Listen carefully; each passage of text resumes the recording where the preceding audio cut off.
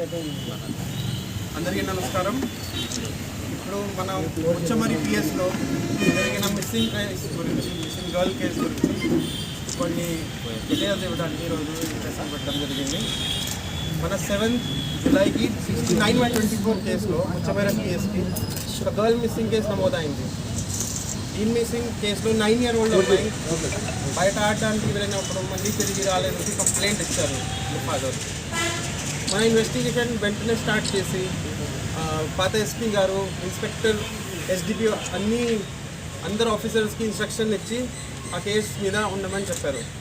దాంట్లో ముఖ్యంగా మన ఇప్పటి వరకు తెలిసిన విషయంలో ఏముంది, ఆ టైంలో 3 పిల్లలు ఎవరెవరు child in conflict with law ఉన్నారు. 3 ఈ అమ్మాయికి పక్కనే తీసుకువెళ్ళి బలవంతంగా చేసి అత్యాచారం చేసి తర్వాత వంట నొక్కేసి చంపేశారు. చంపేసిన తర్వాత ఈ బాడీ షిఫ్ట్ చేసి కేసీ కెనాల్ బండ్ దగ్గర పెట్టారు. పెట్టిన తర్వాత మళ్ళీ ఇంటికి వచ్చి ఎవరెవరు CCLs child in conflict with law ఉన్నారో వాళ్ళ బంధువుకి చెప్పిన తర్వాత ఈ బంధువు ఎవరెవరైతే ఉన్నారో ఇది కేసులో మన కేసులో A4 and A5 అయ్యారు. వీళ్ళే అక్కడ వెళ్ళి బాడీ అక్కడి నుంచి తీసుకొని కృష్ణా రివర్లో ఒక పుట్టిలో తీసుకొని మధ్యలో ఆ బాడీ పక్కనే రాయలు కొట్టేసి కింద పెట్టారు. సో ఇవన్నీ ఇన్వెస్టిగేషన్స్లో మనం చేసిన తర్వాత నిన్న అరౌండ్ 5 o'clock ఎవరెవరైతే child in conflict with law ఉన్నారో, జువెనైల్స్ ఉన్నారో వాళ్ళకి అప్రహెండ్ చేసిన జరిగింది. అండ్ A4 and A5 ఎవరెవరే బంధువు ఉన్నారో వాళ్ళకి అరెస్ట్ చేయడం జరిగింది. ఈరోజు యాజ్ పర్ ప్రొసీజర్ కోర్టులో ప్రొడ్యూస్ చేయడం జరుగుతుంది. ఆ రోజు నుంచి మన బాడీ గురించి ముందు నుంచి మన DIG సార్, DG సార్ అందరూ స్పందించి మనకి ఎన్ని రిసోర్సెస్ ఇచ్చారు. SDRF ఉండొచ్చు, NDRF ఉండొచ్చు, ఇంకా కొత్త డైవర్స్ కూడా ఇచ్చారు, స్కూబా డైవర్స్ కూడా ఇచ్చారు. వాళ్ళు కూడా కొత్త టెక్నాలజీస్తో drone cameras, under water scanner అన్నీ ఉపయోగం చేసి ఇప్పటి వరకు సర్చింగ్ చేస్తున్నారు. ఏం కాకుండా dog squad, drone cameras, technical teams అన్ని ఎఫర్ట్స్ మన వాళ్ళు పెడుతున్నారు. ఇప్పుడు కూడా మన సెర్చ్ జరుగుతూనే ఉన్నాయి. And it will be continued.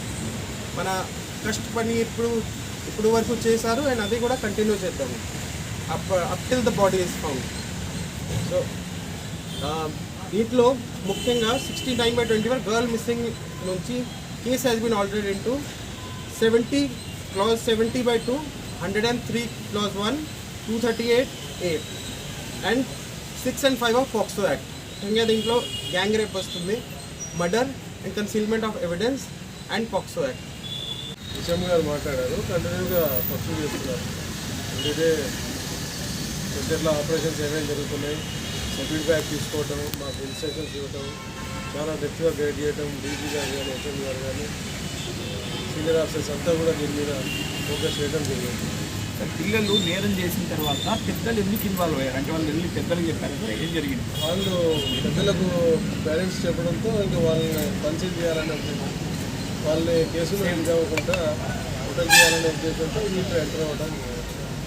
అంటే పిల్లలు నేరానికి పాల్పడడానికి ప్రధాన కారణం ఏమై ఉండొచ్చు అంటే మీ దర్యాప్తులో సెల్ ఫోన్ చూడడం కానీ? ఒకటి సెల్ ఫోన్ చూడటం అయితే వీళ్ళకు ఉంది. ఆ రకంగా దాన్ని చూస్తూ అదే పద్ధతిలో వీళ్ళు ఆ ప్రయత్నం కూడా చేయడం జరిగింది.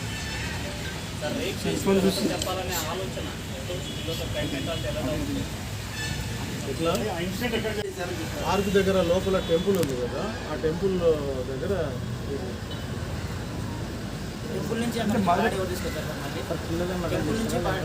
అఫెన్స్ జరిగింది. టెంపుల్ దగ్గర ఇది సెక్షువల్ అఫెన్స్ జరిగింది. అక్కడి నుంచి బయటికి వెళ్తారనమాట, చాక్లెట్ ఇచ్చేసి బయటికి తీసుకెళ్తారు.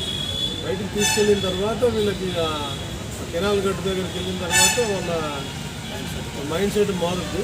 అక్కడి నుంచి తీసుకెళ్ళి వాళ్ళు టోటలింగ్ చేసి చేస్తారు.